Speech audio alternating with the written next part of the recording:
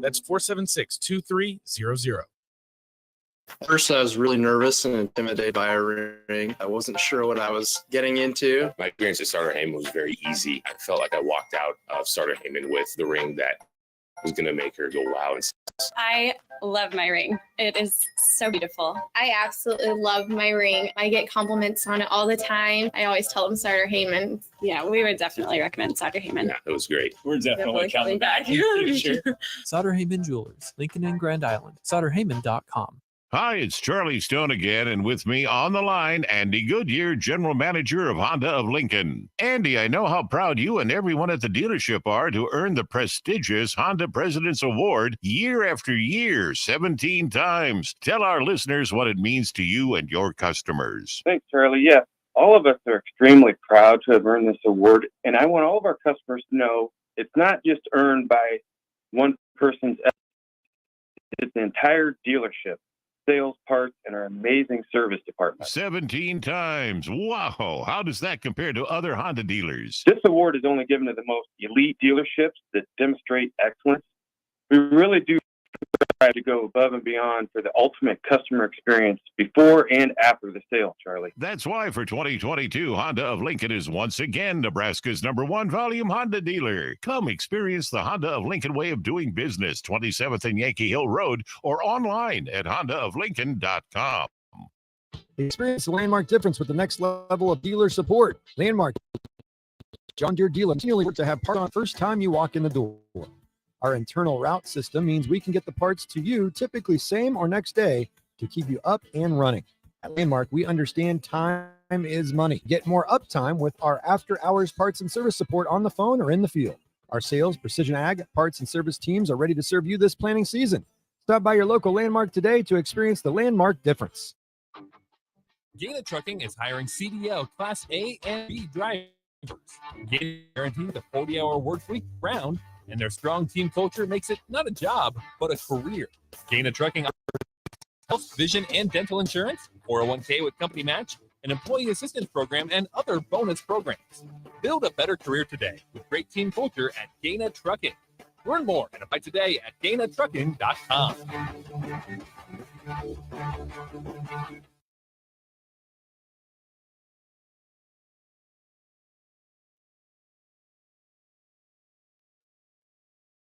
This is On the Block with Stricken Austin.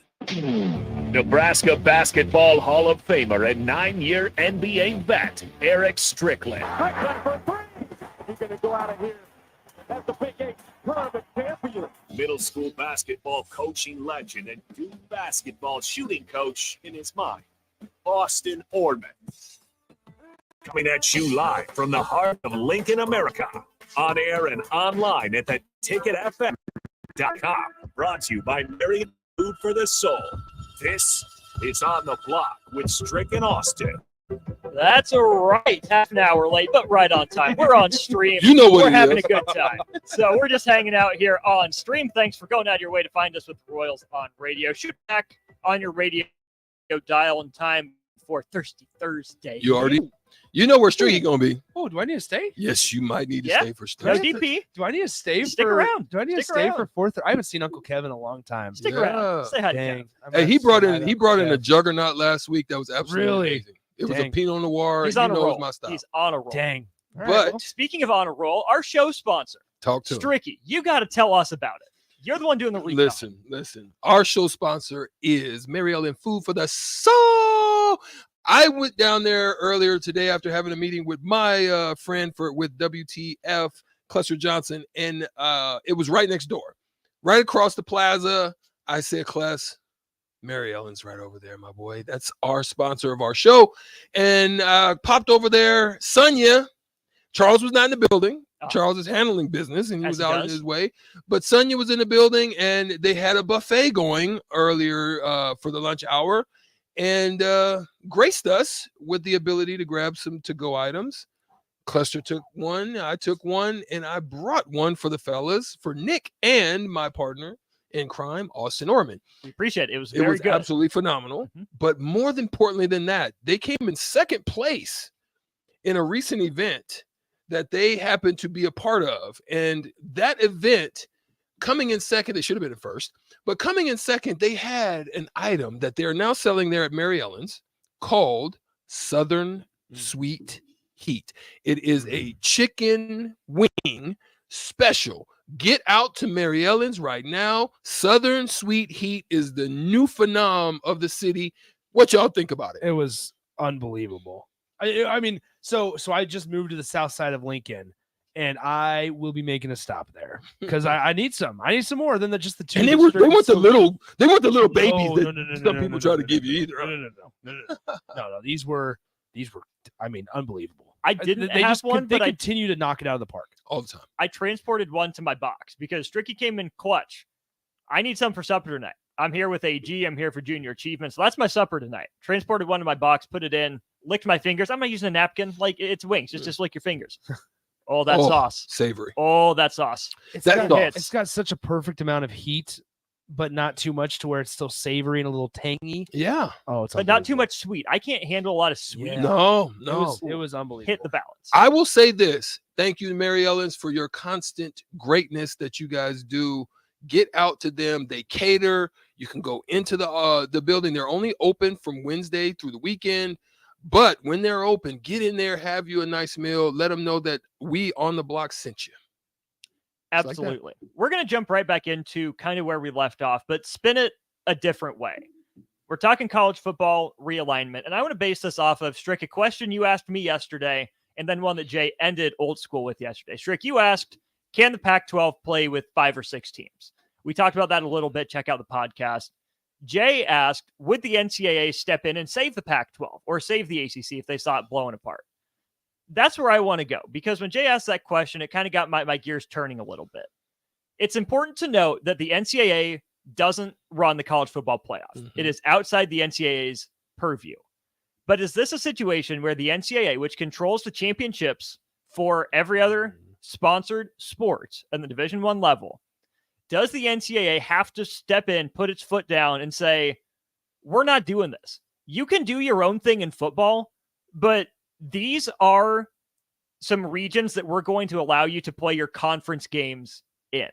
Because if you're talking about basketball playing multiple times a week, volleyball playing multiple times a week, even baseball with midweek games to some degree, and all these smaller sports that don't have those travel budgets necessarily, to require them to do football level travel isn't good, isn't healthy, isn't smart. So as much of a joke as the NCAA is in some cases, I would love to see the NCAA step in, draw some lines for where conferences can be in terms of travel outside of football, right? Football is its own beast. But if the NCAA can say, okay, we're not going to tell you exactly who, we're not going to make you go back to 2007's conferences, but we're putting our foot down. You can't have a conference that spans 4 time zones for basketball and for volleyball. That's too much on the student athletes. I'm gonna quick throw this to you, but I'm going to say it from a different perspective, and I'm not going to dig into it, but I'm definitely going to turn this over to Nick, because I know Nick is going to have a great take on this. Me personally, here's what I'm gonna here's what I'm saying. Ahead. Yeah, because I'm still trying to think. I'm coming from a standpoint of this. You said it, but I'm gonna elaborate.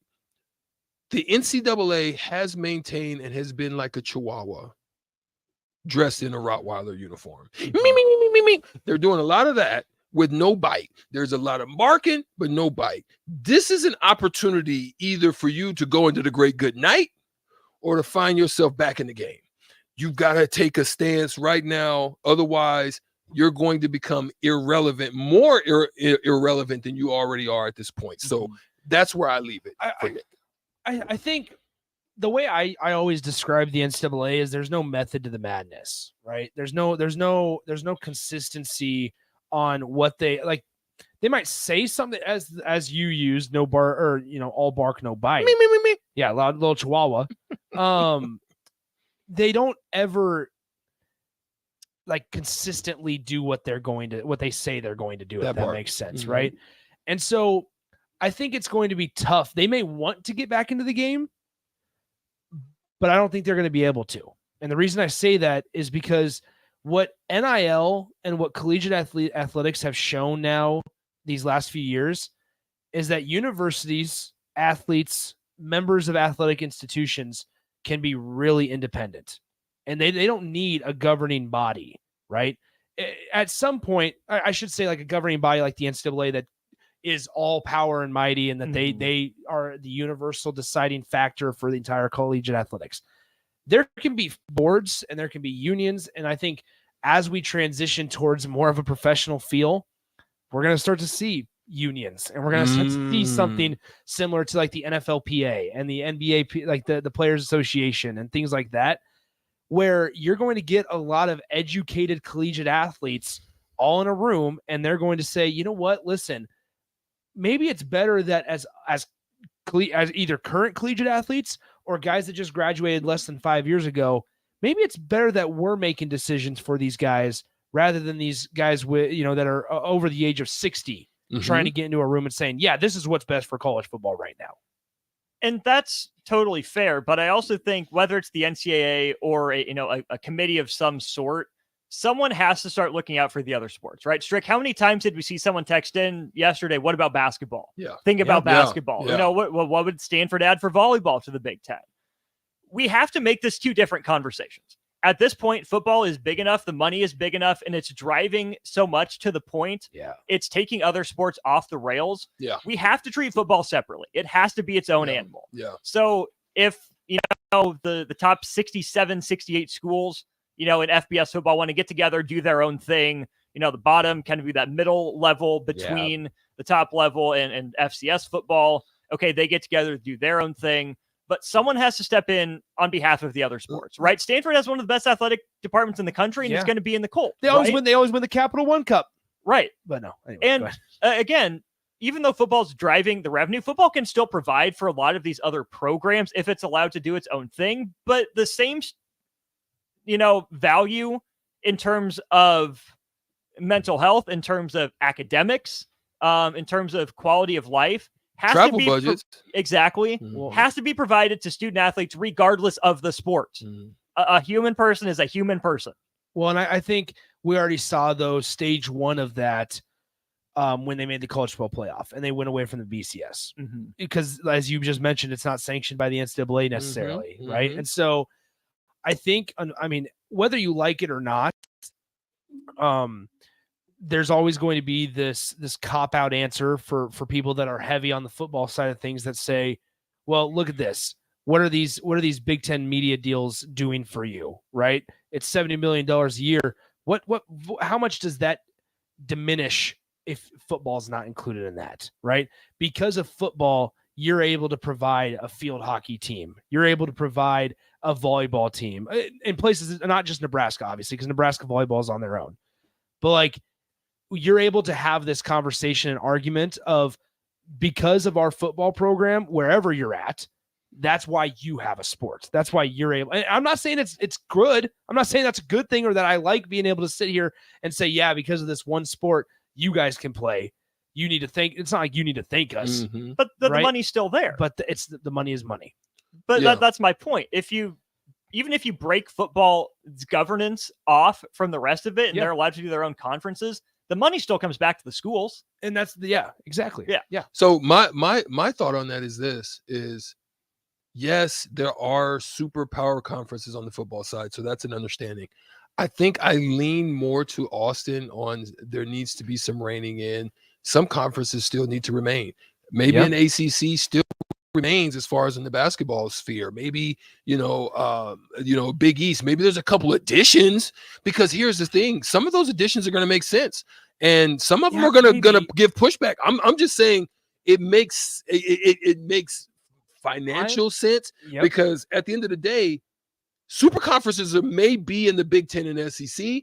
You might have a stepsister who competes in the Big 12, but in basketball, Big 12 might be the super conference. And then what are you going to say, and what's going to be the pushback on that? So that's just the major sports I'm talking about. I want to go back, because I am in agreement with you guys that there needs to be a governing body. I am on the side, though, where I don't think they'll be able to, because the people that are bringing in the most money won't want one. They don't want one. See, that's where I'm at. Okay. Is that I am fully on your guys' side where, yeah, maybe it's better off that there's more than just 2 or 3 conferences, but they're not going to want that. No, because nobody's going to want to be in that conference. It's the same thing we just said, where if guys get kicked out, it's basically saying, yeah, you're not good enough to join the big dogs, so we're going to put you over here. But again, so does that change the football? Does that change the question? No, Austin, I'm going to ask you that because you are a basketball guy who kind of observes it from a. Would that move what Nick is alluding to? They're taking the stance of no, we don't want it. Does this change and make a shift in the basketball to more of an SEC, to more of the big conferences? Because now it's just one of those things that you're going to be playing in major. And every time you step on the court, it's a major. Well, and that's my thing is that if you are part of that, in that case where you're making the SEC and the Big 10 and the Big 12 the 3 top dogs because they're the only ones there, the people involved are going to be okay with that. It's the people that aren't involved that are going to be annoyed by it. Because guess what? If the Big 10 and the SEC are the 2 top dogs and it's an arms race in every single sport, nobody in the Big 10 or SEC is going to complain. The SEC commissioner, I'm blanking on his name, Greg Sankey, is going to be like, sweet, this is great for the SEC. This is more power that we can take to execs and we can take to people with money. Same with Tony Petitti in the Big 10. So in the baseball is not going to want it either because they're going to love. That's where I'm saying now. The Big 10 also obviously has. We're moving away from this. Is that you're going to be able to play conference game if you're in Nebraska? You're going to be able to play a conference game on the road at USC in February, and we're going to start to see that. I think so. It's all about if you're a part of it, you love it. If you're not, you hate it. I'm going to throw some of this responsibility on the fans because I think across sports we've gotten so caught up in the bottom line. Right. Athletic directors, chancellors, presidents, GMs, owners of pro teams have told us it's about the bottom line. So many fans have started to care just as much about the salary cap and making savvy deals as they have signing good players or getting wins and losses, tanking, stuff like that. Like they've accepted that. So I think fans have they felt like they can become a part of the front office, that they can play along. Because they see guys like them making those moves, right? Not all of us look like you, Strick. We look like GMs. We can put ourselves in those shoes and make those moves. There's why you have the trade machines, right? Yeah. So I think a lot of fandom has turned to rooting for what you can do for the bottom line instead of rooting for the players in some cases, less for wins. And I think that's given these people in positions of power some leeway to move on and keep going in that direction. Let me just lighten up the question real quick, because Austin, you spurned a little bit of something in me, because I remembered, because football is really my favorite sport, even though I play basketball, it's my favorite.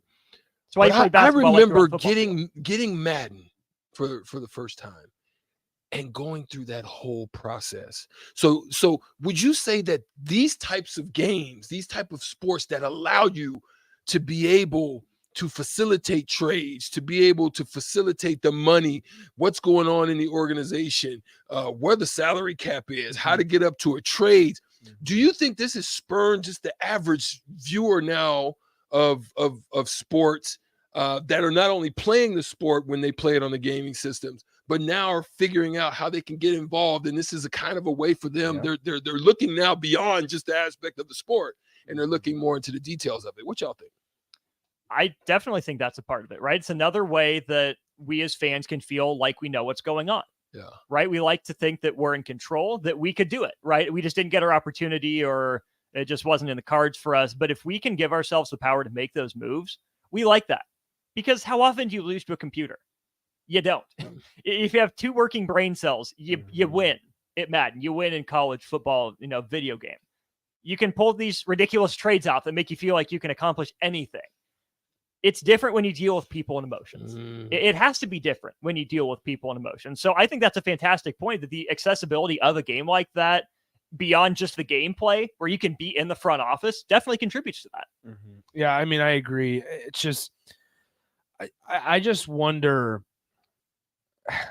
man, my head's spinning in so many directions right now that I don't know what avenue to take, because there are so many, just as I told you guys before this, some of this is like a hypothetical conversation, Mm-hmm. but this is also things that, as we know how the athletics world works, will move faster than we ever can imagine.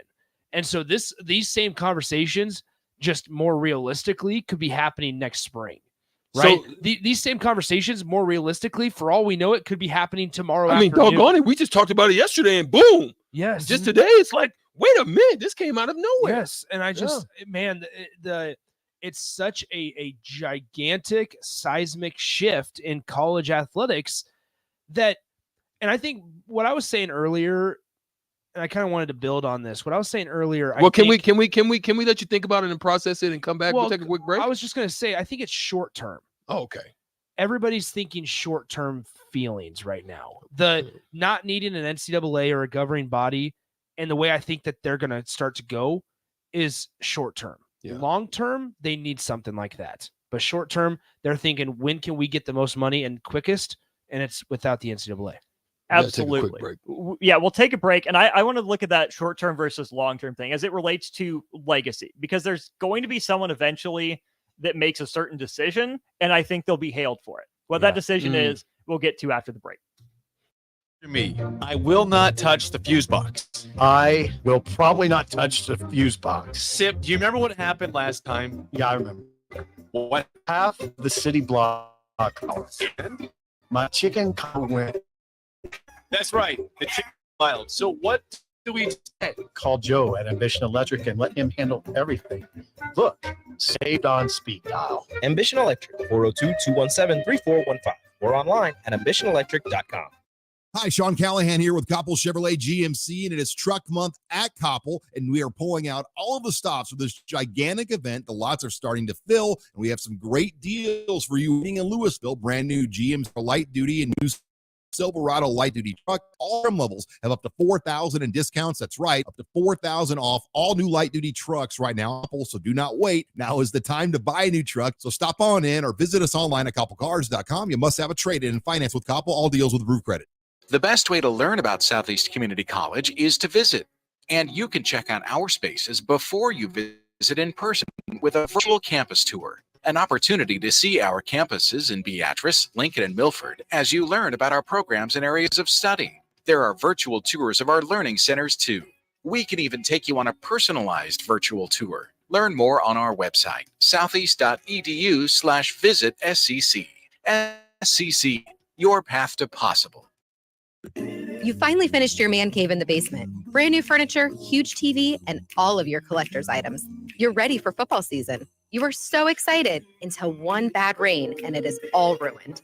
Don't risk a flooded basement and countless dollars in damages when it can be avoided. Call John Henry's today for a free sump pump estimate for your home. 435-5555. John Henry's Plumbing. Nebco is hiring CDL drivers for Ready Mix Concrete, Husker Concrete, and Beatrice Concrete. Nebco offers great pay, medical, and retirement benefits, paid off, and we pay for CDL training. Apply today to earn an average total compensation of $50,000 to $60,000 your first year driving. From Nebco's beginnings in 1908, it's the employees that have formed the company's solid foundation. Start your career today. Visit nebcoinc.com. That's NEBCOINC.com. Guys, when I first started with Farrell's Extreme Body Shaping, I weighed in at over 300 pounds. Now, less than a year later, I'm under 200 pounds for the first time since high school. I'm stronger, I'm healthier, and it all began with the Farrell's 10-Week Challenge. 10 weeks of kickboxing, strength training, and guided nutrition coaching to help you reach your fitness goals. Their next 10-week challenge ends on April 8th. If you're wanting to do your life like I have, head to ticketfm.com and click on Enroll Now on the homepage. Plus, promo code for a discount just for ticket listeners. Farrell's Extreme Body Shaping.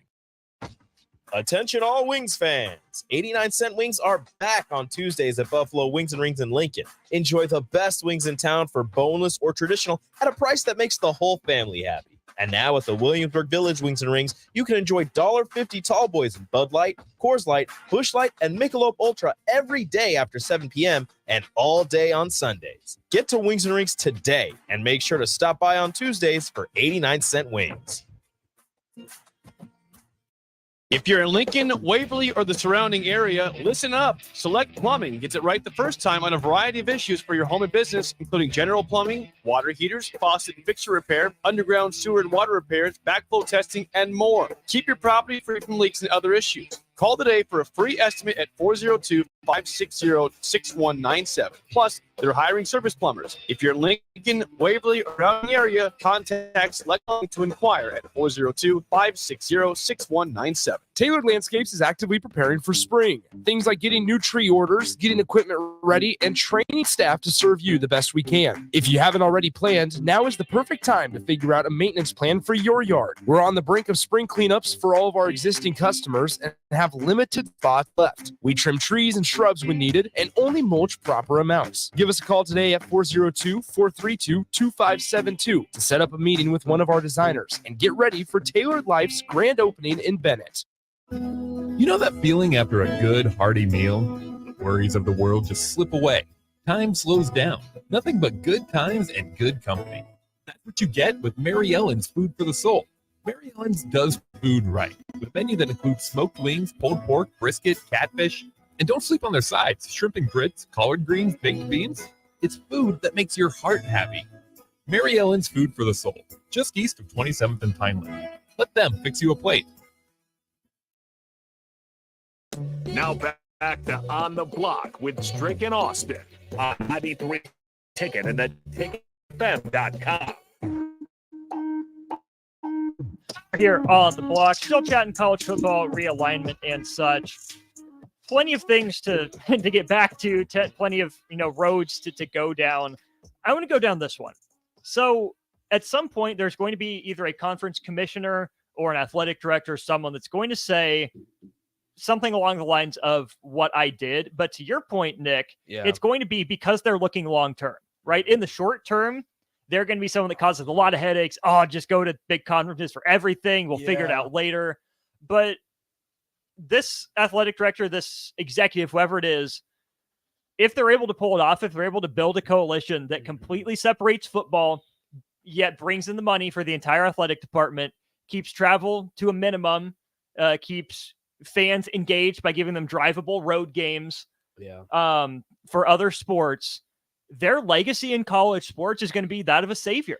They will be the one that helped move college football into making hundreds of billions of dollars while still maintaining hundreds of millions for other sports, for still maintaining all those opportunities for student athletes in other activities. Someone needs to be that person that has that historical legacy. I just think, I mean, as I said before we went to break, we can't blame commissioners and the people in charge for thinking this way.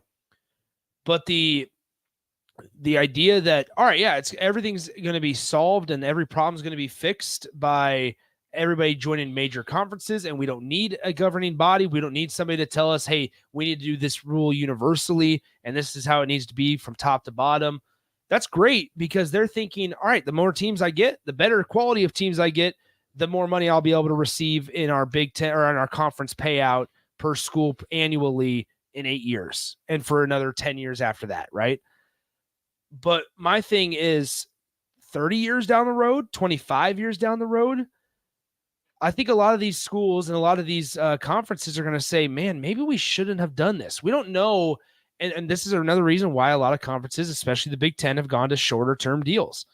You don't know what the landscape looks like. You don't know what the landscape looks like in college football. You don't know what teams are good at that point in college football. You don't know what, and that's like, we had a text where it was like, why doesn't Alabama, Ohio State, USC, all these schools just break off into one big conference? Well, frankly, they don't know if they're going to be the Ohio State and Alabamas that we know when Nick Saban leaves, when Ryan Day leaves. In 20 years, when those coaches aren't there, they don't know what they look like. And they might be fine, but are they going to be the powerhouses that are now? So with that in mind, I just think that at times we're going with this mindset, and you can't blame it because it's the human element. Can't blame them. How can I get the most money the quickest? And it's this way. It's the way that they're operating right now and throughout this conference realignment. But long-term wise, as you said, Austin, you make a good point where it's how can I sustainably make money and make billions and billions of dollars 40 years down the road. So I want to attach myself to that, what you just said. I look at it from this standpoint also. What I see is, and what I hope to not happen. So the point that you just made, Nick, but then this other point that I see, when I look at these conferences going to this level, what I'm afraid of is at some form or at some point it becomes UConn women's, Tennessee women's, where you just have these one conferences, these one schools, and it's just you're right, total just annihilation of any and all things. What I would hope and what I wonder about is, what if an outlier happens where it's a school that's not in the Big 2 plus 1 that just blows up? What happens with them? Are people trying to are you trying to pull them into the fold? Because no, I'm not talking about 1 year outlier. I'm talking about they come in and they just start saying, kids at some point get to a point where they're like, bump that.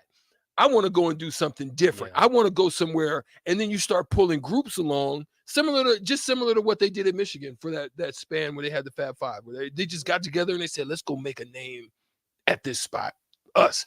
So that's what I'm wondering. What happens when outliers happen? That's where I think we can go back to history a little bit, but not fully.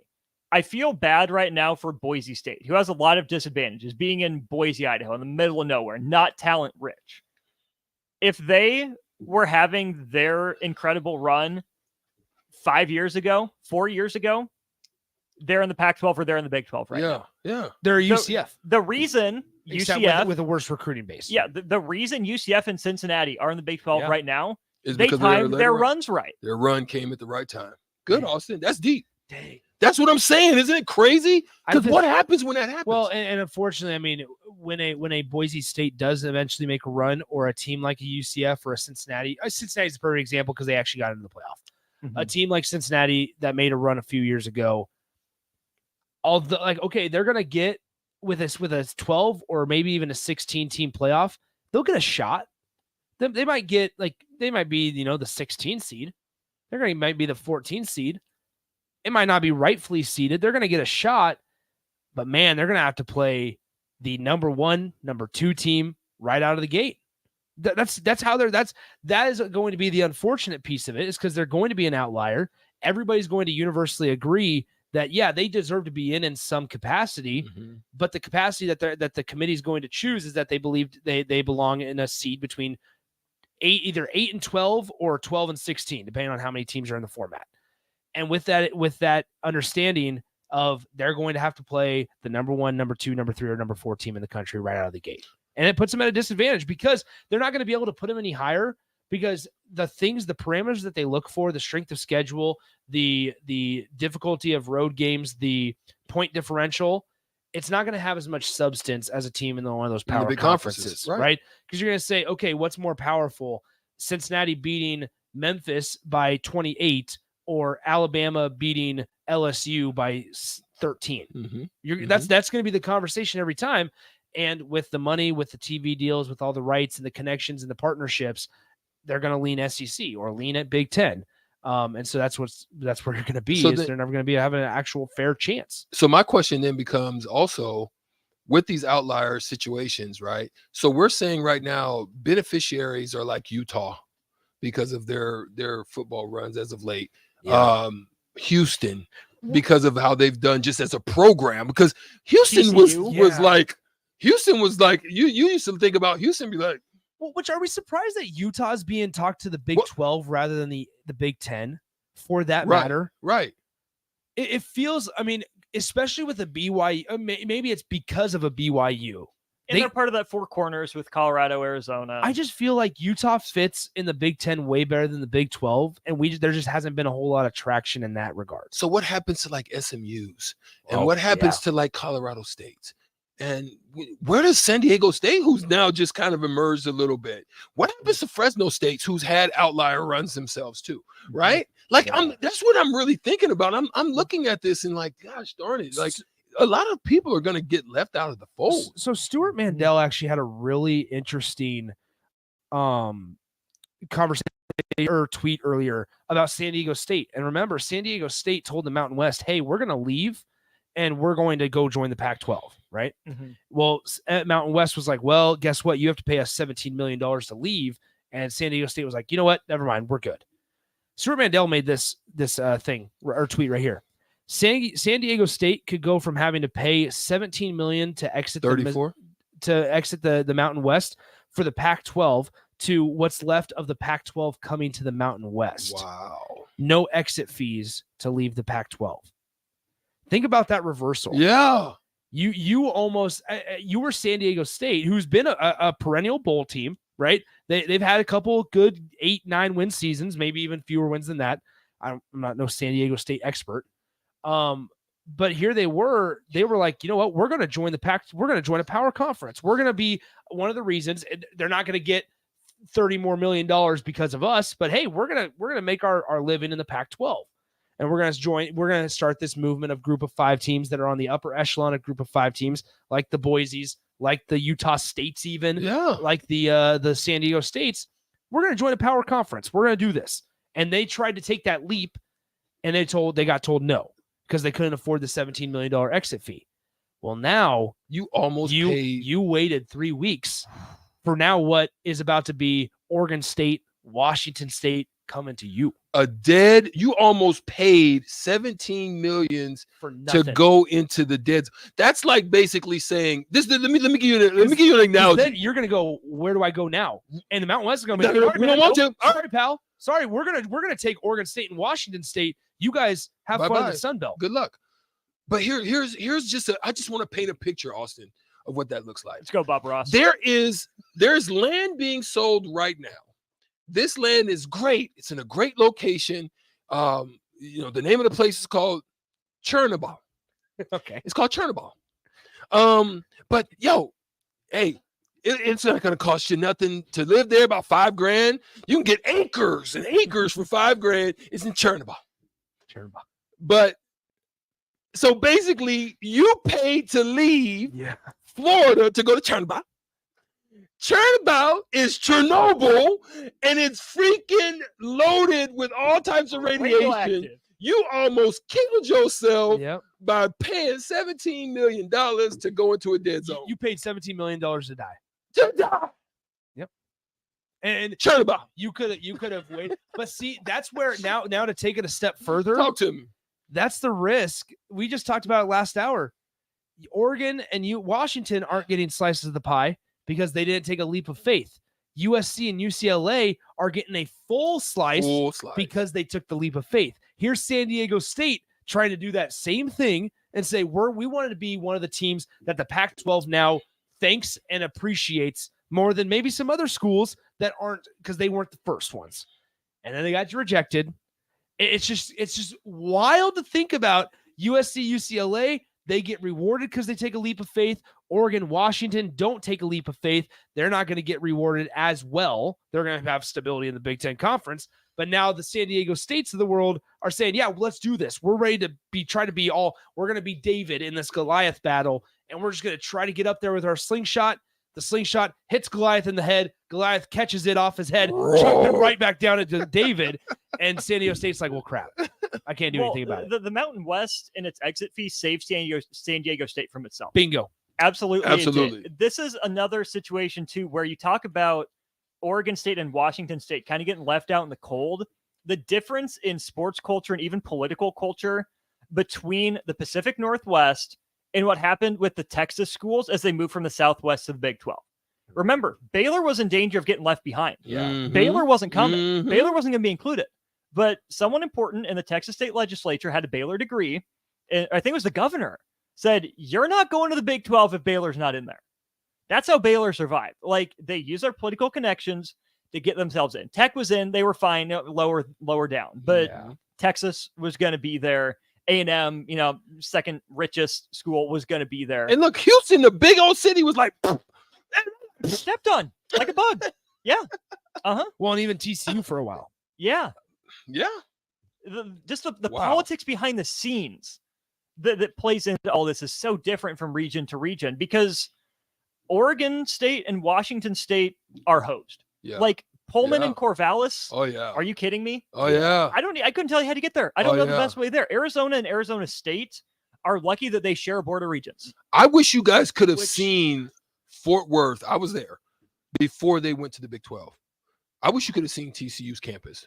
Nothing like it as now. It was. It's beautiful now. It's beautiful now. Yeah. It was. Yeah. Like you go to the stadium and be like, Ladainian Tomlinson played in that. yeah, it was terrible. So it's amazing what it can Well, do by you. You know, just the I mean, fact that you change the culture Guys, there. here's also a little sad part of it.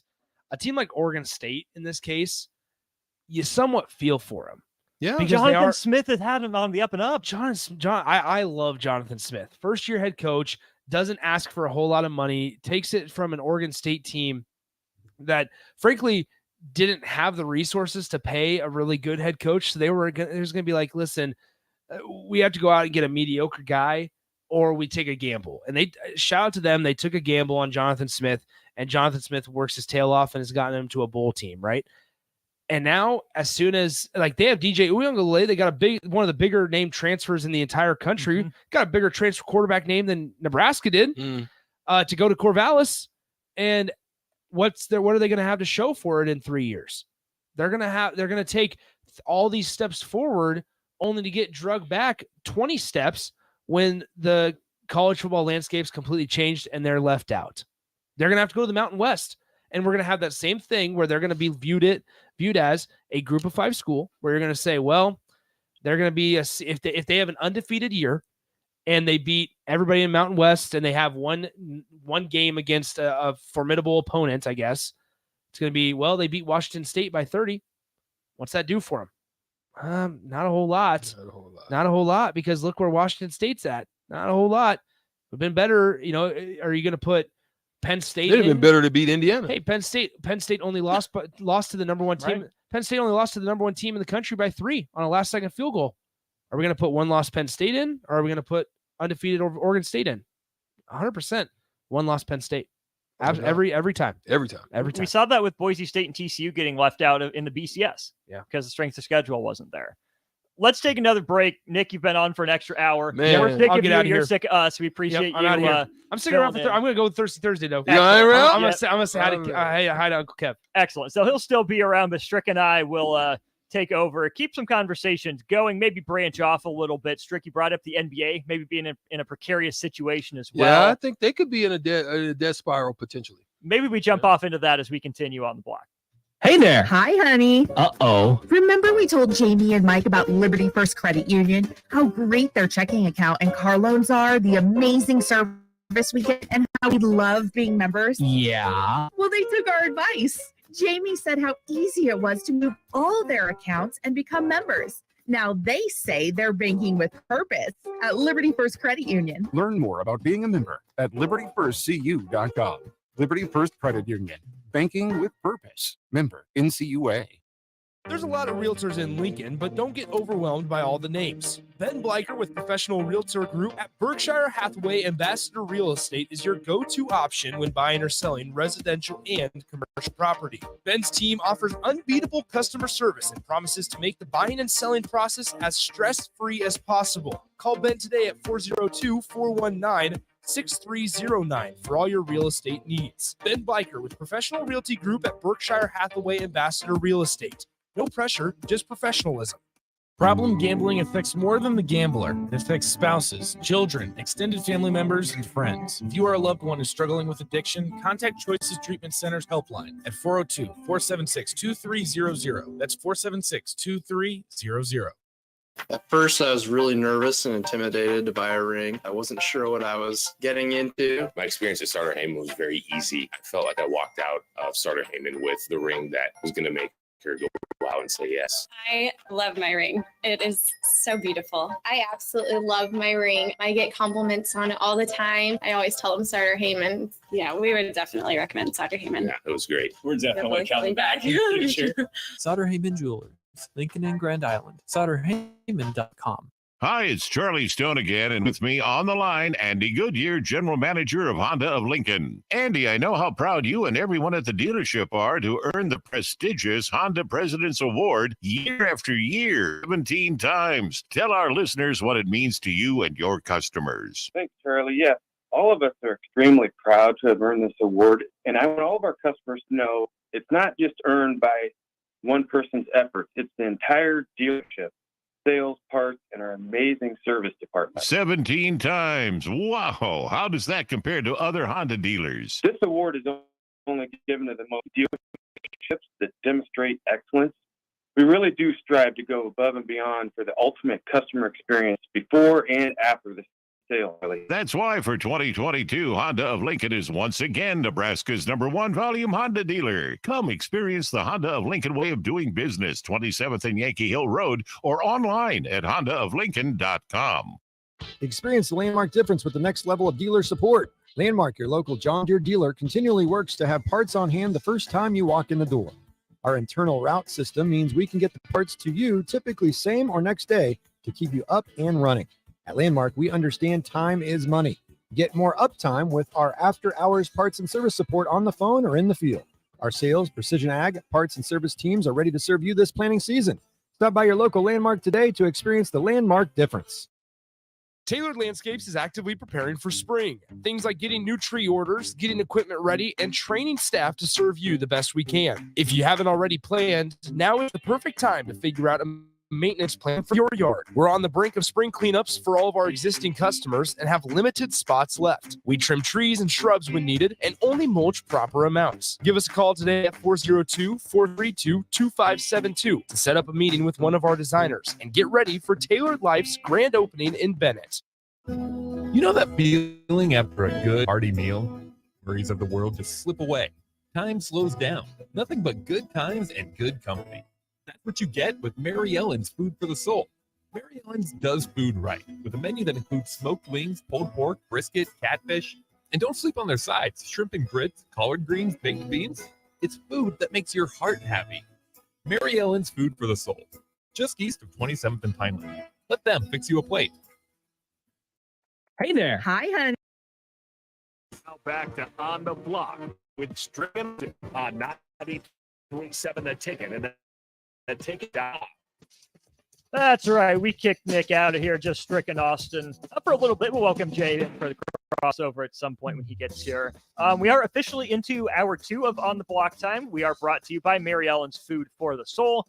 Let me make sure I get this right, Strick. Southern Sweet Heat. Southern Sweet Heat. Phenomenal. Tasty. Wings. Huh? Wings. Wings. Wings. And they're not tiny wings. No.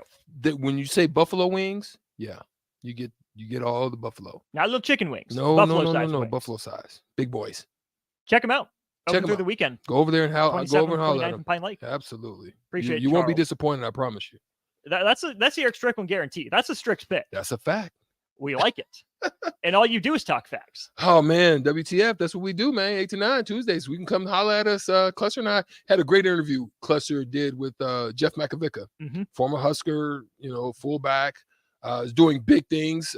When I tore my Achilles for Jeff Makovica, and they at his physical therapy shops, he got them all over the freaking city now. They did the physical therapy for me and got it back to a point, obviously I didn't stay long enough for him to get me back to basketball shape ready, but enough to definitely still be able to run, be active. And so I'm appreciative for the work that he done, but it was a great interview. You can go check it out. 937, well, theticketfm.com is probably where's a good place you can go check it out, as well as on the YouTube streams and stuff. Cluster did a wonderful job. I happen to be out of town celebrating for my family, with my family at a community event where I was born in Alabama. So Cluster did a wonderful job on his first time being without Stricky. He's a pro. He's After the one man. episode. For That's sure. awesome. You mentioned it. Go check out the YouTube streams. That's where we're at right now. Facebook, YouTube, Twitch, and Twitter. The Royals are putting the finishing touches on their second straight sweep of the Mets, up 8-0 at last check with a position player on the mound. So we'll be back on the radio probably in time for Old School. Thanks for those who are involved on the text line, 402-464-5685, Starter Heyman text line. We can't take your calls, same number for the Honda of Lincoln hotline. that is up to you. All right, Trick, you brought this up yesterday at the end of one of our segments. You mentioned being a little disappointed in your NBA brethren for some of the directions the NBA is going. And correct me if I'm off course, but I think it's kind of in the direction of what's happening with the Pac-12 and the TV money and deals.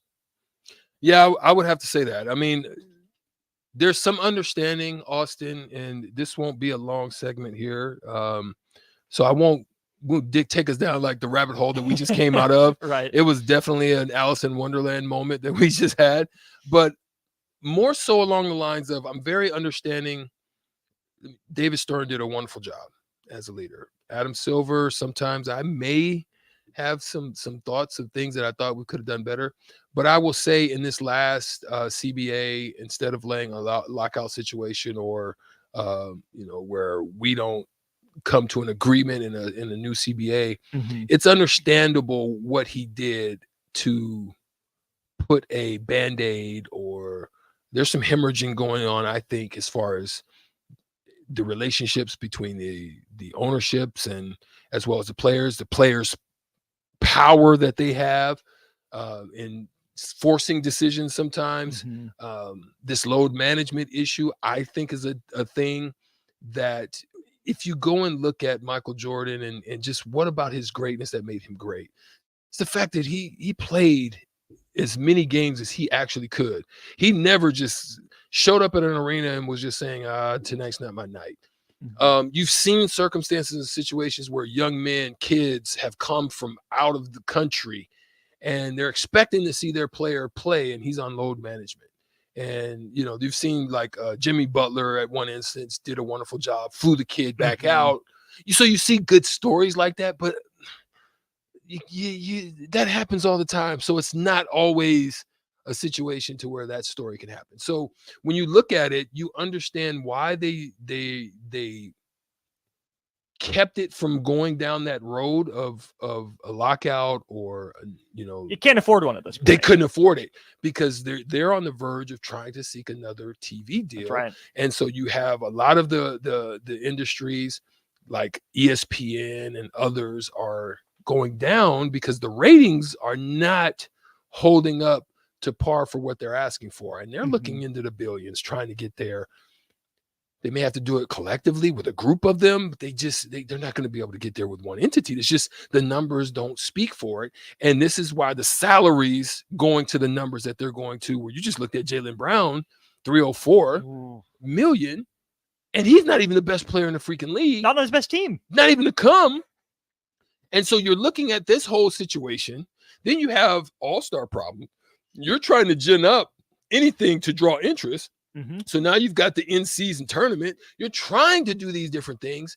They're not measuring up. And I think it's setting up within, I think, the next 3 to 5 years for a potential free fall of the NBA. And it's going to be very unfortunate, I think, because I think it could have been handled a little bit differently and better. That's just the way I see it. That's incredibly disappointing to hear, because it seemed like there for a while basketball was on that upward trajectory. Yeah. LeBron drew ratings for his decision, right? Yeah. That happened. LeBron versus the Warriors drew ratings. It did. There's a lot of parity in the NBA right now, but super teams are good for ratings. Like, look back at the 70s and 80s. Magic versus Bird drove it. In the 90s, the Bulls drove TV ratings. There's something to what you're saying, but go ahead. I'm going to tell you. Go ahead. You tell me. You've played there. Talk through it. You just said something that's special. It wasn't the player. It was the teams. It was the rivalries, because you get behind the team and you're pushing for that victory of the team. So yes, you had your highlights and your Magic Johnsons, your Larry Birds, you had your Isaiah Thomases, but still it was a collective team, because you knew Lambeer, you knew Rodman, you knew Aguirre, you knew Kareem, Stockton Malone. You know what I'm saying? It still was those Kemp type and of Payton. rivalries. Now it's players. And the problem with that is players is we really cool, but you got to question whether or not I'm willing to kill you if it came down to it, right? Michael Jordan was willing to kill you, even though I might sit and have a cigar with you afterwards. But when I show up on the court, I'm willing to destroy you. You know what I mean? Mhm. I think that's in some form lost. And I don't know if it gets back, because my issue is once the NBA went political, they lost a lot of people, because your core fan base may take sides in political discussions, Mhm. but your non-core, just average looker who just loves the game, you probably lost them, because you want guys to just that's an outlet for you. They turned to ESPN instead of CNN for a reason. You know what I'm saying? Yeah. Look, when I leave work, I've been through battles and fights and all this stuff all day. I want a place where I can decompress and just I don't want to come hear political stuff.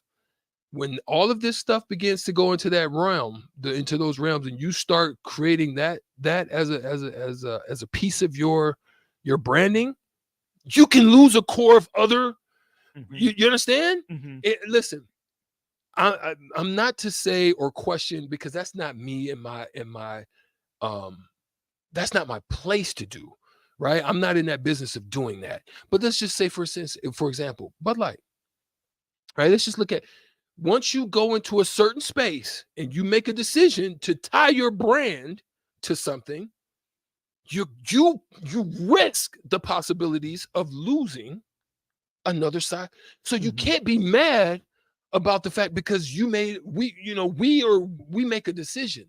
So the things we do, the things we say, this is why DP and Mark and the leadership and Becca all basically take not only the risk, but they are also wanting us to make sure that we monitor the things that we do and say and act and so forth and so on, because it can become a reflection of what the ticket is. And the ticket is a special place to where people come. And we thank all of you that are listening. We thank the Sutter Heyman text line that you guys tap into all the time. We thank the Honda of Lincoln hotline that you call into. And when we're playing the games, Shut Up Sipple, and when we're doing all of this stuff, we're thankful for that. But at the same time, we understand that you have a choice in the matter. And it's your choice to come and chime in, or to join and listen, because you don't have to. And that's the part that I'm trying to express. I really think you're onto something there. Another aspect of the NBA that I think makes sense when the players got a lot of this power, Strick, because I think what you're talking about is the league messaging, right? Yeah. League mandates. I think as we look at the players' role in this, because both sides have some blame. Facts. Right? Yeah.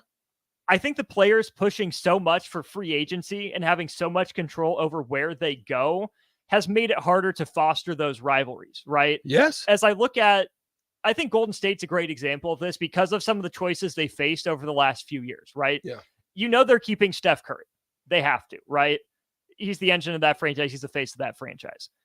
They're having discussions between keeping Draymond Green or Klay Thompson. Well, they made a decision. They did. With Draymond. They did. The next one's coming is Klay. Right.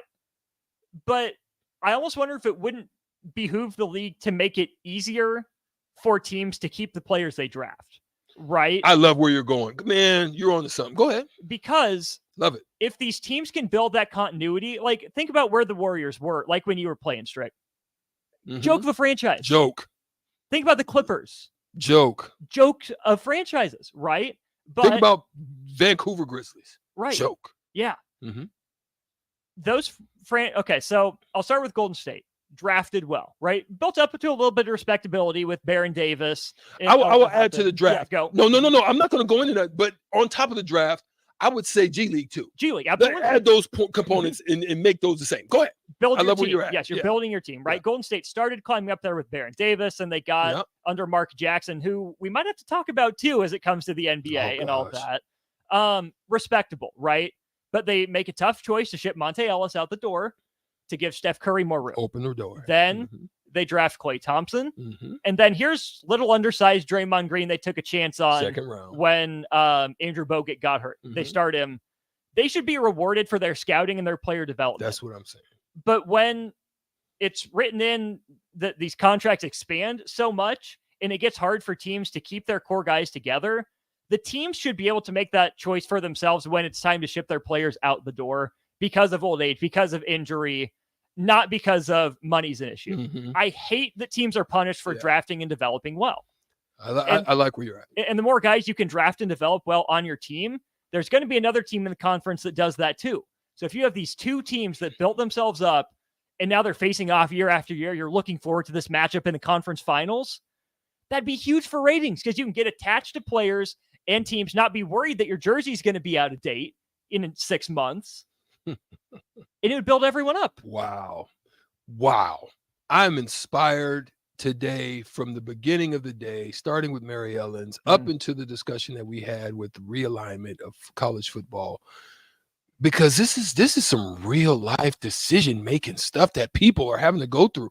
Just think if you could be in the room or fly in the room, sitting in there with Adam Silver and that group, trying to figure out how we can get a spark, because they need a spark. Right now, it's in a free fall. I think it's in a free fall. And listen, I don't know. I could be wrong, but I wasn't. We literally just yesterday went down the rabbit hole and we're just talking about what would it look like if because we threw out the question, what if, and if the Pac-12 fails, who comes or who would be the best? And we all made decisions on why. Some were academically wise, where you were looking at Stanford or maybe Cal, tied with one of those two, UNJ. And, I said, let's go for the sports. Let's just go for the gusto if we're going to do it. But we just literally was talking about that yesterday. And then boom, overnight, stuff starts happening. I mean, we're sitting in here, we're just talking and having conversations about Nebraska going out to Colorado and maybe with that. Then the next thing you know, discussions only the day before, regents are talking, discussions about a boat for Colorado. Then 24 hours by 2024, they're in the Big 12. What? Like, how is this stuff going down this freaking I feel my dad used to be in the Air Force, and I feel like we're in a freaking SR-71 Blackbird, like just zooming through the air like in Mach 3. And stealthy. Yeah, it's crazy.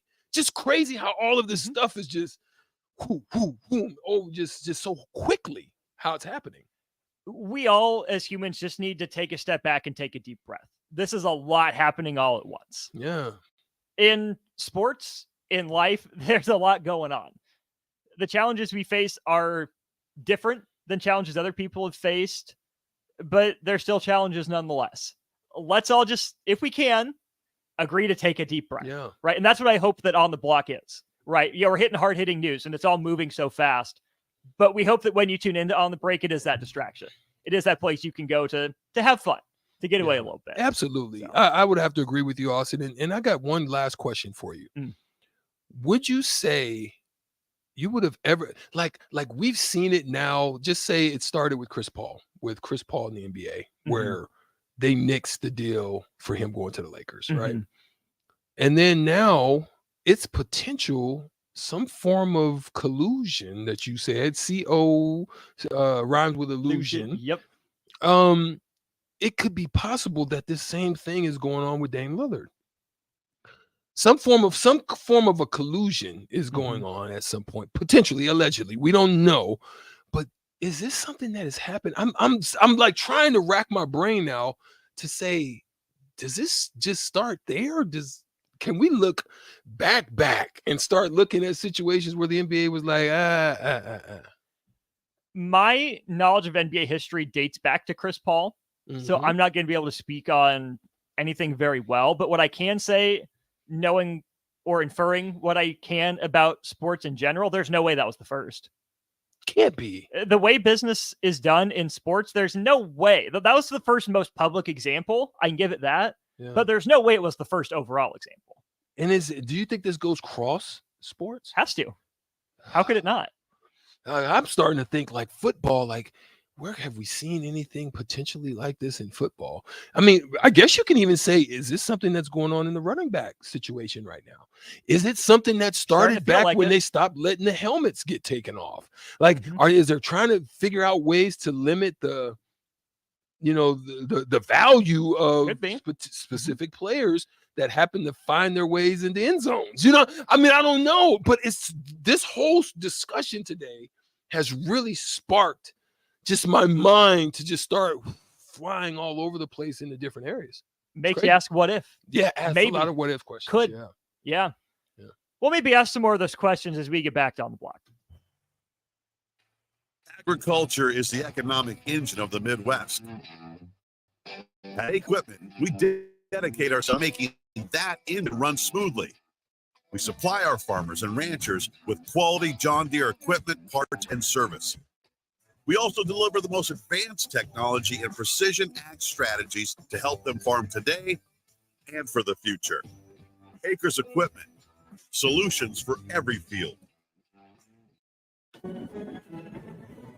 Ladies and gentlemen, it has come to the attention of the Nebraska Lottery that when people hear a radio commercial in their car for one of our lotto games, Powerball, Mega Millions, or Lucky for Life, they tend to begin daydreaming about how they'll spend the prize money if they win, instead of paying attention to the road. So please, when I tell you that Nebraska Lottery Lotto games offer big money and big fun, keep your mind on driving. Do not start thinking about all the things you could buy if you win. Things like bright red sports cars, tropical vacations, 100-inch TVs, hot tubs, SUVs, a new computer, motorboats. Bob, snap out of it. Oh, good heavens. Ladies and gentlemen, my apologies. Perhaps I should go home now. You better let me drive. Lotto games from the Nebraska Lottery. Top prize odds vary by game. Working at Continental in Lincoln isn't a job, it's a career. And right now they've raised wages again and they're hiring for production operators at $24.11 per hour, which grows to $28.27 per hour within 3 years. Skilled trade positions now start at $32.76 per hour with opportunities to make more based on certifications. Continental also has salary jobs available and great benefits, plus medical and prescription costs at very low premiums. Dental, vision, and life insurance are offered at no premium cost to the associates with increased bonuses and vacation for new hires. To learn more or to apply, go to continental-jobs.com with keyword Lincoln. Come work at Continental today. Hi, everyone. Kendall Warnock, A1 Automotive in downtown Lincoln. Spring is here. Summer is fast approaching. With weddings, vacations, and weekend getaways on your mind, do not let car issues prevent you from getting where you need to be. Car problems shouldn't be something that you put up with. Let us get you back on the road in comfort and safety. We diagnose all makes and models from Porsches to Hondas, Toyotas, and Chevrolets. We fix a variety of issues with all of them with our talented techs and our experienced staff. A1 Automotive at 11th and L, downtown Lincoln, always honest answers. Steve's Garage Doors and Services is hiring. They are looking for a garage door installation and service technician with a clean driving record. Experience is not required as they will train for the positions. However, mechanical aptitude is required. If you want to come be a part of a small business where you're family, not just an employee, call Steve's Garage Doors and Services today to apply at 402-480-2840. That's 402-480-2840. Steve's Garage Doors and Services. This Easter, focus on your family instead of dishes with the Venue Easter to-go meal. Prepared fresh in-house by our chefs, these meals are ready to heat and eat with packages for 2 to 3 people or 6 to 8 and your choice of juicy beef tenderloin, tasty herb roasted chicken, or our famous 6-pepper crusted prime rib. All meal packages come with sides and we have additional add-ons available to complete your feast. Order today at venuedelivered.com/Easter. That's venuedelivered.com/Easter. Spring sports are here and it's time to upgrade your equipment. But don't go rushing to your big box store. Play It Again Sports is your place to go for all spring sports equipment for baseball, softball, golf, and disc golf. Play It Again Sports has quality, slightly to gently used equipment, and 50% of their inventory is actually new equipment. And don't forget, buying from them is a great way to get new products with great discounts by also bringing in your used items for store credit or cash on the spot. Play It Again Sports at 48th and Vine. Uh-oh. Remember we told Jamie and Mike about Liberty First Credit Union, how great their checking account and car loans are, the amazing service we get, and how we love being members? Yeah. Well, they took our advice. Jamie said how easy it was to move all their accounts and become members. Now they say they're banking with purpose at Liberty First Credit Union. Learn more about being a member at libertyfirstcu.com. Liberty First Credit Union.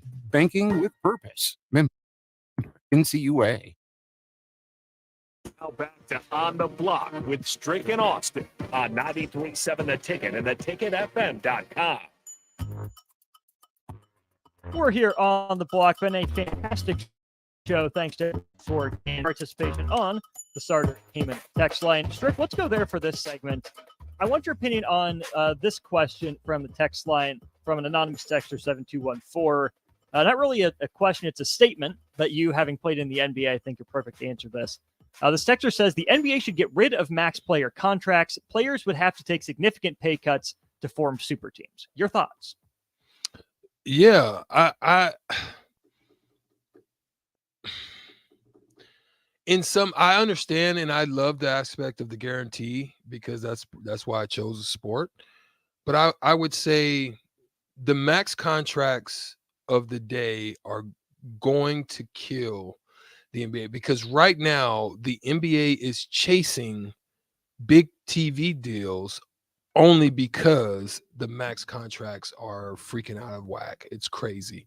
I understand they're trying to make it easy and feasible for teams to still be able to get things done with all of these different exceptions that they're adding in, but at the same time, it's not possible. You literally can't put together, I don't think, teams that are viable when you have these kind of contracts that are just this crazy and out of whack.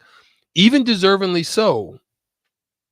In some instances, some players deserve certain contracts. I think the contracts are to a point where it's more built on potential, not necessarily than on. Just think of the contract they gave Zion Williamson. They gave Zion Williamson a max contract, not because Zion Williamson, he did perform when he got on the court, but was his body of work, total body of work?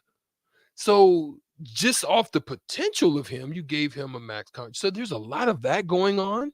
Mm-hmm. So that's what, I think it's just something that has to be addressed, to be honest. Contracts across, I'm going to say the big three sports, NBA, NFL, and MLB, are so vastly different, right? There are a lot of guarantees built into MLB and some NBA contracts, not a lot of guarantees in the NFL, which is why players fight for that. The NBA is also different too, Strick, because you have guys coming into the league at 19. You don't have a lot of that in baseball because they got to grind their way up through the minors. And you have none of that because young men would die on the football field if they entered the NFL at 19. The NBA is different because you can get your first contract at 18, 19 years old. You play your first 4 or 5 years probably on it if the team picks up your option. Yeah. You're 22, 23, and you haven't hit your athletic prime yet, right? You can get paid for that potential for the next 5 years or so, make big bucks. So that second contract's going to be where the money's at. If you're a superstar, you can probably get one more mega contract to take you from 27 to 31, 32. Is that fair? Yeah. In that range. Mm-hmm. After that, you still get paid. Like we see, the Chris Paul, Russell Westbrook deals. But at that point, you're paying for the past, not the future.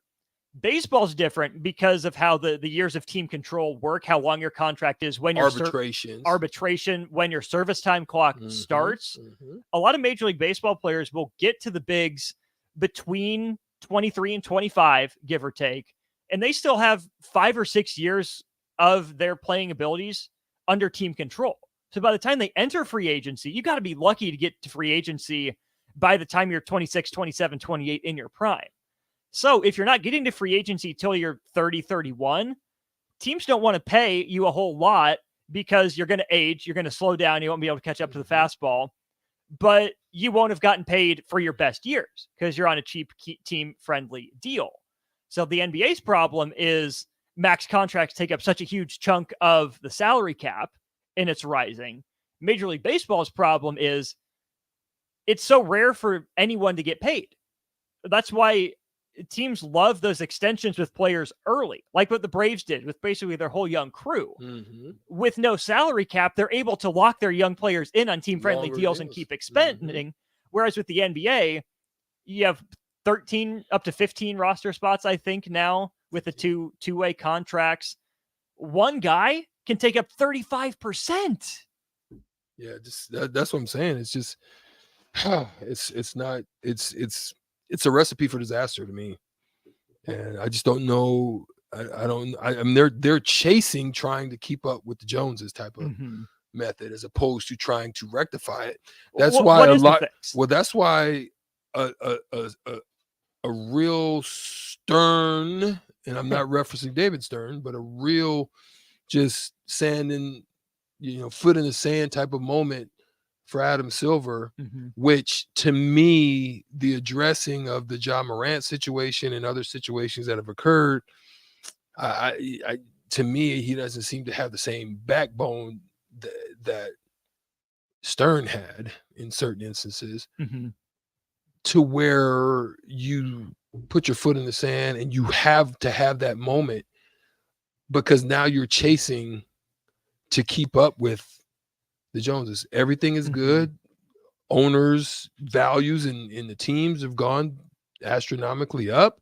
So you're trying to keep everybody happy, but it's out of whack. It's out of balance to me.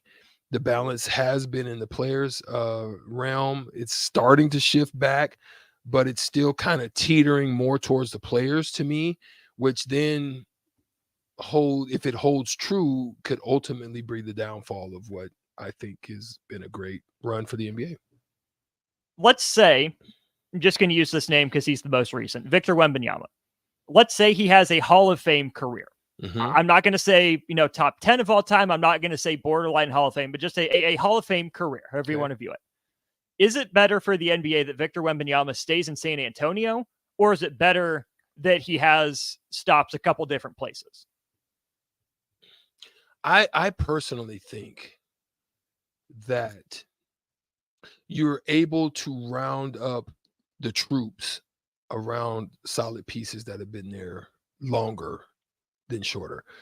Just look at what the Lakers were able to build with Kobe, and that was split because of just ego riffraffs.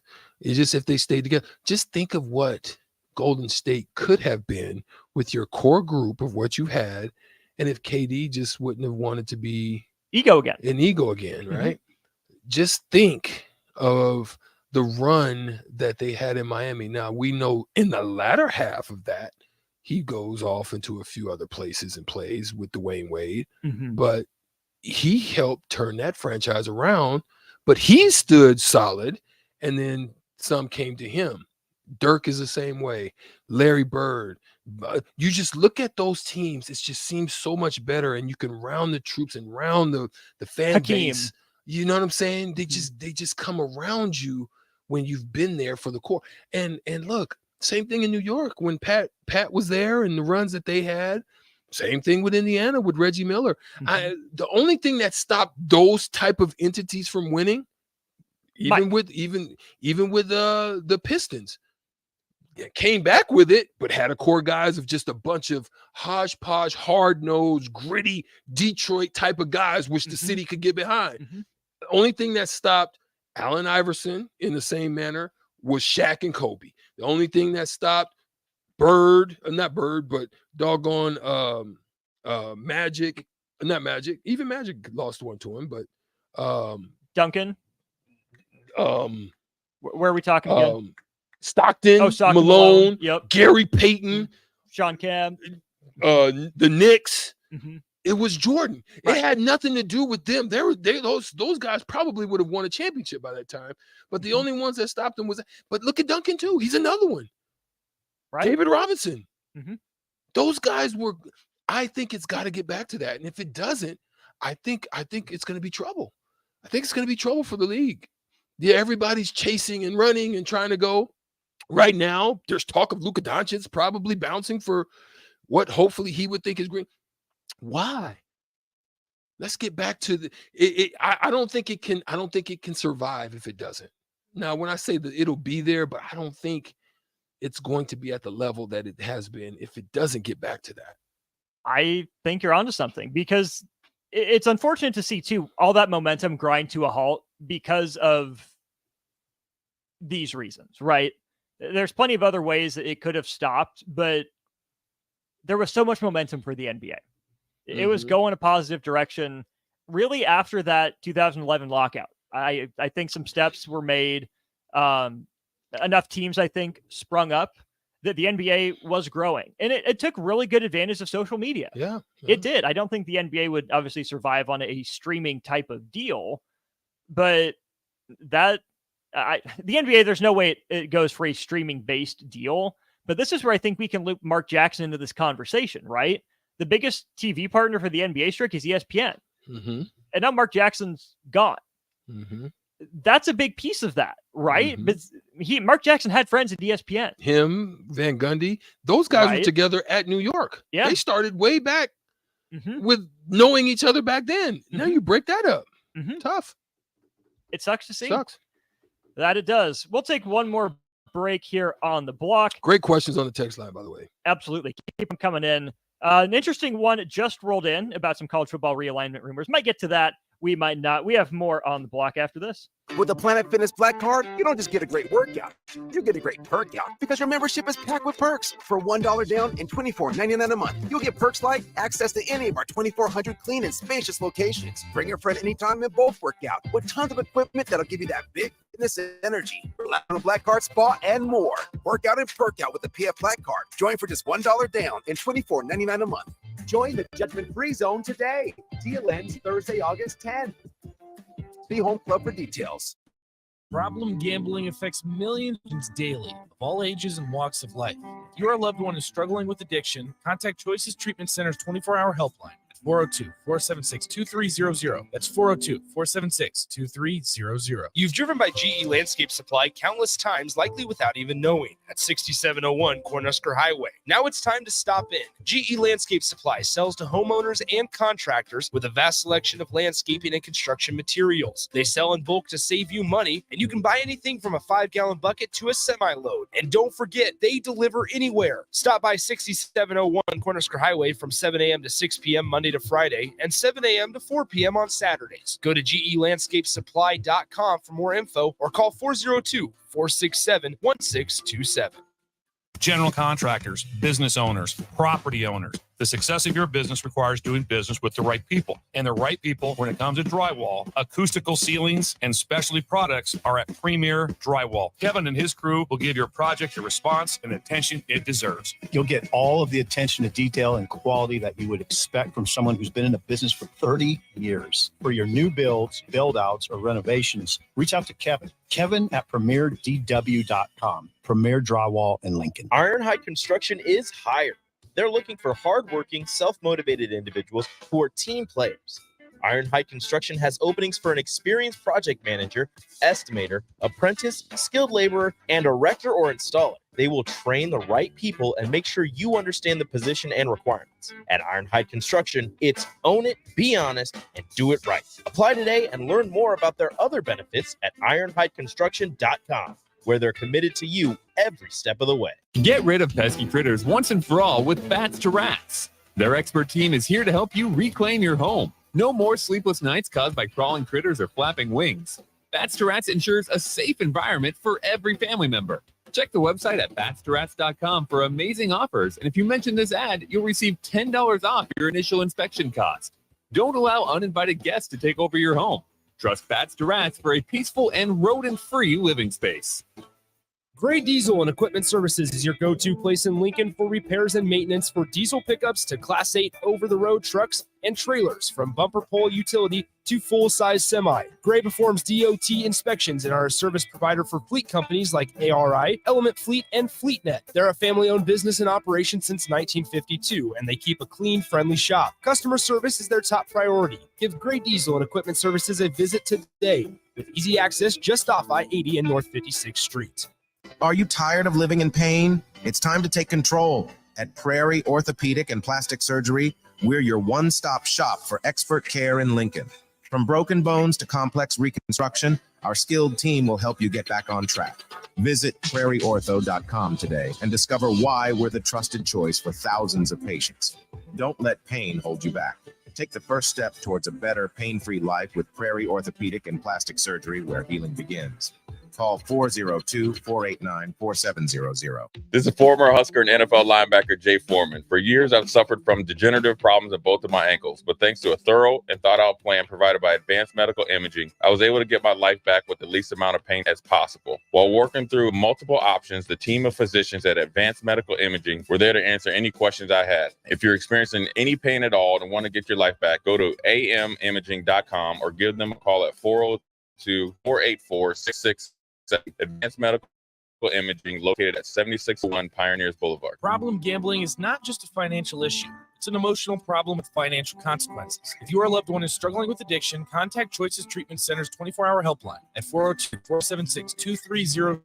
That's 402-476-2300. Hey, moms and dads, bring the whole crew to a Salt Dogs baseball game and unleash the fun. Visit Haymarket Park all summer for fire days, souvenir Saturdays, Sunday family Mondays, and more. With 50 home games, even weekdays can be unforgettable. Planning an event? Make it a home run with group discounts. When you need an outing the whole family will enjoy, unleash the fun with the Salt Dogs. Call 402-474-2255 or visit saltdogs.com for tickets.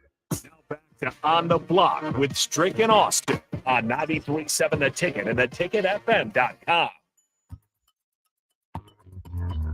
We're back here on the block. I'm Austin Norman. He is the Husker Hall of Famer, the 9-year NBA vet, Eric Strickland, and MVP today, bringing in the Mary Ellens for not everyone at the station, but I appreciate it, Strick. Thanks for supper tonight. Oh yeah, man, absolutely. You're very welcome, and you should in your time and leisure, you should go out there, man, and just grab something to go and take it home to wifey, and because you're expecting, you got two. At the house is instead of one on the way. Yeah. I'm glad you brought that up because that brings me to maybe the strangest move or non-move of the MLB trade deadline. And that's Eduardo Rodriguez, lefty pitcher for the Detroit Tigers. The Los Angeles Dodgers wanted him. The Los Angeles Dodgers, perennial World Series contender, perennial NL West winner, wanted this guy. And Eduardo Rodriguez said, nah, don't trade me there. He invoked his no trade clause. This man didn't want out of Detroit to go to Los Angeles. Wow. He said it was all because of family. It's come out now that maybe he wanted the Dodgers to tack on some money at the end of the contract. They said no, so he said no. But focusing on the family aspect of it, they live in Miami, but they're up in Detroit during the season. As a professional athlete, what would go into turning down a trade from one of baseball's worst teams to one of the best teams, or basketball? If your agent says, hey, they're thinking of trading you from, I don't know, say Vancouver to, well, I guess anywhere else, maybe bad example, but from one of the worst teams in the league to one of the best teams in the league, what would have to go into you saying no to a trade like that? Oh, wow. I would say my relationship with the city. Maybe I'm doing things. Maybe there's some business that I'm doing there. Maybe family there, tied there. If I'm not from there and I have my roots there, I'm just probably not a guy that likes to move around. That's one. Two, I would be looking at taxes, and I would be looking at all kinds of other things like that as well.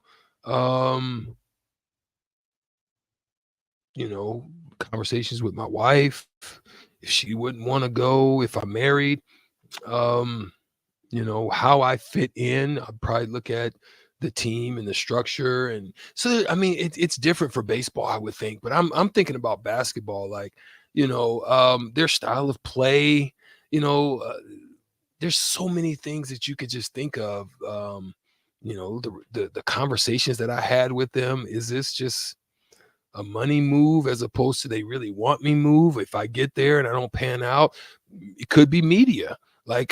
Just think about the media treats me a little bit better here. I don't have to deal with all kinds of foolishness. But if I go to New York or I go to one of them, they're nasty. The fans probably. Yeah, I mean, it's just all types of stuff. It could be the landscape of the city, and whether or not the city is good for schools or family, or how is it getting to the park? I mean, there's so many things that go into it. That's what I'm saying. It's just not as simple as just, hey, making a decision to just go and play somewhere else, or looking at the quote unquote perennial top of the line wine style of the organization. And yes, no, I wouldn't say that would be the case. It's a lot of things that go into it.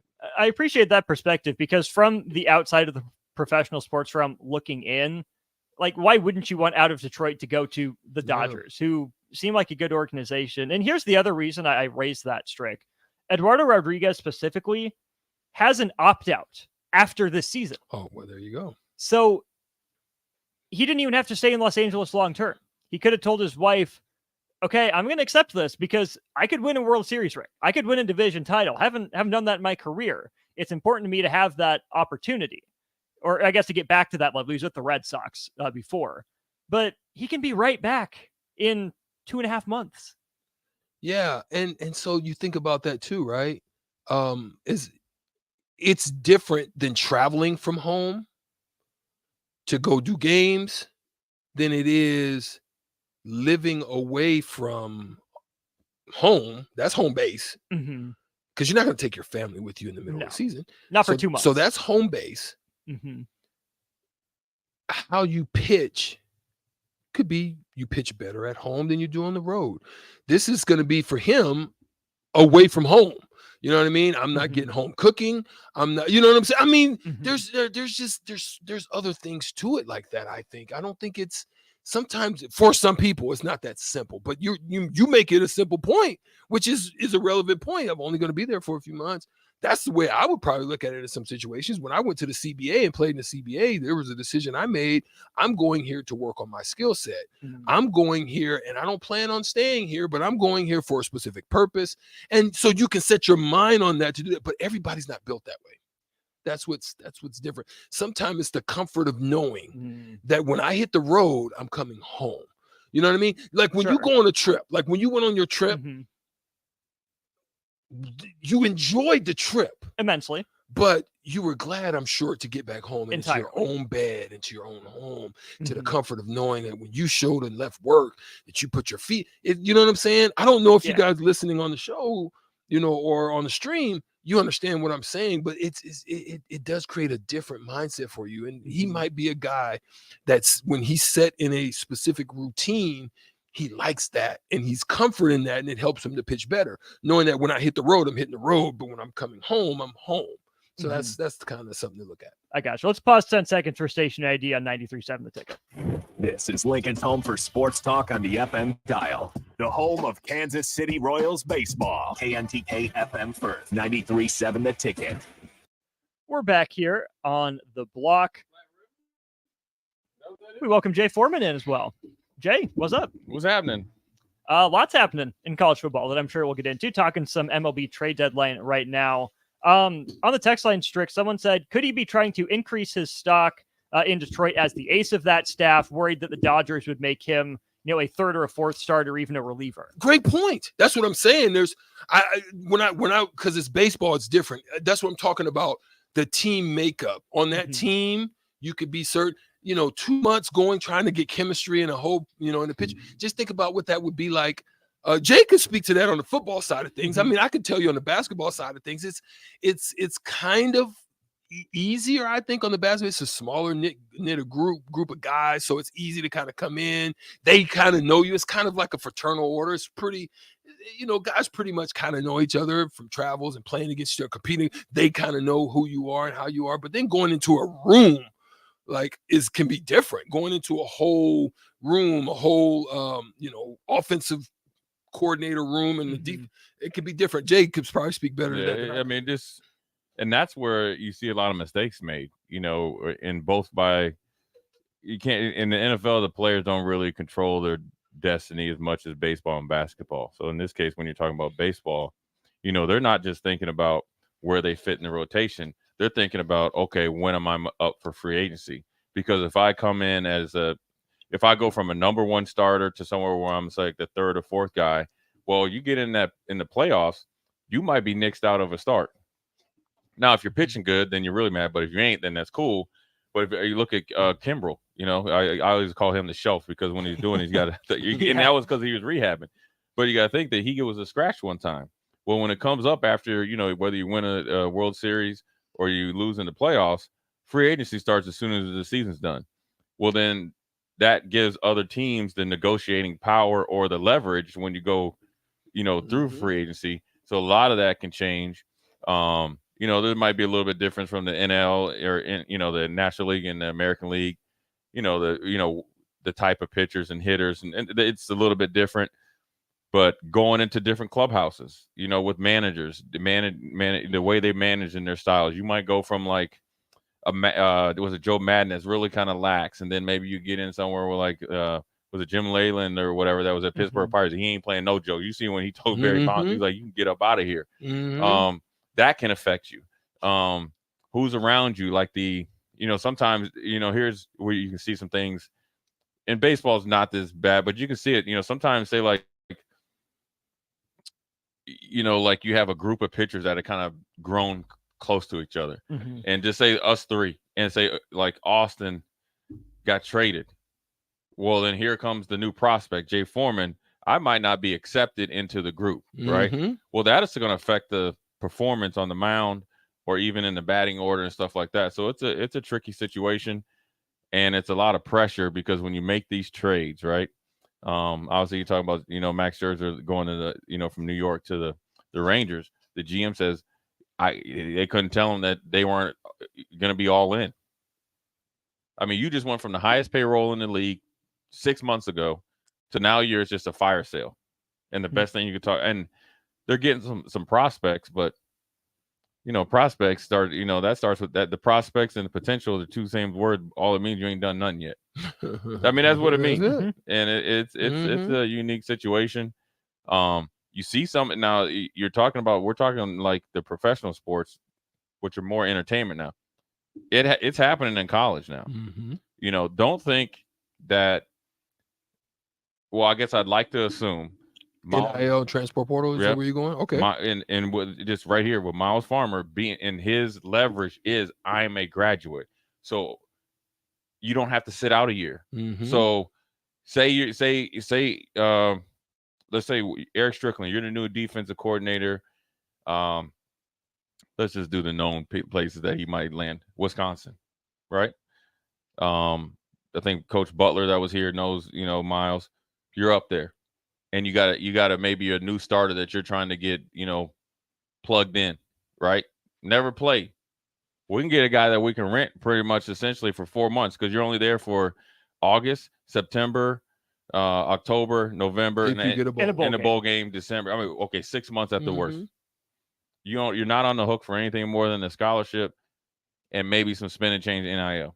Because you're a graduate. There's nothing else. You're not going to grad school there. So, but it increases your leverage. It increases your leverage when you walk into the coach's office, and that can control your actions. But you have to be cognizant of your leverage. You can overshoot the runway a lot of times. You know what I mean? Because the pettiness. Now, I wouldn't say pettiness. Well, I will say pettiness. You know this. Coaches are petty. Who's pettier, right? Coaches or GMs? Oh, all of them. All of them. All of them. They all can be. Or let me say they all have the potential. They all can be. They all can be. They all can be. They can be petty. They can be ruthless. They can be good to you. And they can be all. They just kind of whatever. And they talk. Yeah. Like don't think you can go sit down in a coach or like an assistant. Let me just say assistant coach. Don't think you can sit down with an assistant coach and try to tell them about some things that's going on with the coach and it don't get back. Or you can go upstairs and sit down with the GM and talk about the coach and it's not going. No. Yeah. The only way that you're going up to the ownership, GM, and talking freely, and I witnessed it, was like Thurman Thomas, Bruce Smith, Andre Reed. Ted Washington could have, but he never did. Those guys could. Like they bypass all, or they go right to Ralph Wilson's office and they kick it. They on a first name basis. They go to Ralph's house. Like with Jerry Jones, there's Dak Prescott. He's got his inner circle, right? Yeah. Guys like that, Troy Aikman, those guys. Yeah, when you were that guy, you're right. Yeah, and that's where the trust comes from because then I earned that respect. Mm-hmm. Super Bowl champions, great players, Hall of Fame players. But guys like myself and I guess Strick as well. No. Yeah, we gotta be on. We tiptoe burgers. We looking around, making sure the Turk ain't getting us, man. You know what I'm saying? So we try to get in where we fit in at all times, Absolutely. right? Yeah. And so we and then also you want to make sure who you talking to. You gotta watch and learn who you can talk to in the locker room. That too. Because How long does that take to learn? How long does that take to learn? Just we know when you learn, when you make a mistake. Now, if you got a good veteran, he'll kind of lay it out for you. Mm-hmm. But there's some guys that you get in there that'll and it could be trainers. It could be you sitting and getting it be them trainers. It could be all of that. They be listening to everything, boy. They got supersonic hearing. The trainers to be in the training room. Here's some stuff that you talking about in the equipment room. Yeah, it'd be funny, boy. It's like they bounce it. They their ear they hear it. They got supersonic hearing. Yeah. But there's some players that'll accidentally tell that Strick's 5 minutes late to a meeting. Well, that's $1,500 that possibly out of his pocket. I knew it was. I knew that there's a difference between people, Jay. When I was with the Dallas Mavericks at this time, we had just signed Dennis Rodman. Rosvilla. We had signed Dennis Rodman, and I ended up waking up a little late, got to the plane, and the plane was gone. I wasn't late. I mean minutes, gone. So I had to catch a flight I had to pay my own flight, get fined, and get to the arena, all that on my own dime, right? Because if I miss a game, you miss that check-ola, right? But great goodness. About a couple weeks, a month later, we sitting on the plane. Plane should have been. Oh, Dennis ain't. And I got rowdy. I'm saying, wait a minute. What's going on here? We would have been gone by now if it was me. Why we ain't left yet? That's when I knew there was a difference on certain people. Dennis Rodman, he didn't have to worry about that. But I doggone it. I had to wait. I had to be there on time. Before time. Hey, Austin. When you miss a team plane in his case or a team bus, hey, man, I did it one time, and I don't know how I did it either because I'm always the one to man, and it was I will never forget this, man. I mean, I never happened again. Hey, you talking about your heart drop? Oh God! I mean, you cotton mouth, you just intense, you just. You're like a lost baby. Like you like a lost baby in the mall. That's exactly what it is. Real talk. That's what it feels like. You just like where my parents at, and everybody. You like a little kid. You 5 years old, and everybody's 6'5". Yes, man. I'll never forget. We were up in New England, and the way it used to go was when you were a Friday inactive. That means on Friday you're inactive. There's no chance you can play, right? So it's 53-man roster. 45 suit up and play on Sundays. There's 4 that are Friday inactives, no matter what. So that's somebody generally where you're not in the game plan or say Strick, they needed to see him practice during the week and they just said he's not ready. He's a Friday inactive, right? Then there's 4 game time, just in case somebody gets sick or something like that. I was a Friday inactive. Okay. I know I ain't playing. know you ain't playing. And we played the day after Christmas. I would never up in New England. So me and Keith Newman, we both were inactive, and hey, no, we didn't kick it. Oh. We were driving, and this is before Gillette Stadium. Now you drive through like Foxborough. I mean, it was. I was like, they got a stadium in here. It's like a little rundown neighborhood by itself, yeah. And then a stadium, but then when you go through like these like mom and pop like restaurants, it'd be like lobsters, like $1 a pound. I was like, oh, we about to. Grub like I mean, it's Christmas. We did that, and then we had little meetings, and I don't know if I got mixed up on the time, and I thought I was gonna get on the last bus. I'm gonna get on the last bus, man. You got business to handle. Yeah. We'll throw the break. Yeah, man. Nick, old school coming up. Nick come in here and mess up everything? He messed up the flow. I'm out, man. All right. I'm out. Man. Jay's out. He's got business. He'll be back in a couple minutes for Old School. Thirsty Thursday, Hall of Fame game, all that and more coming up on Old School. Stricky, It's been fun. He's hanging around. We'll be back with you on the other side for Old School. Peace.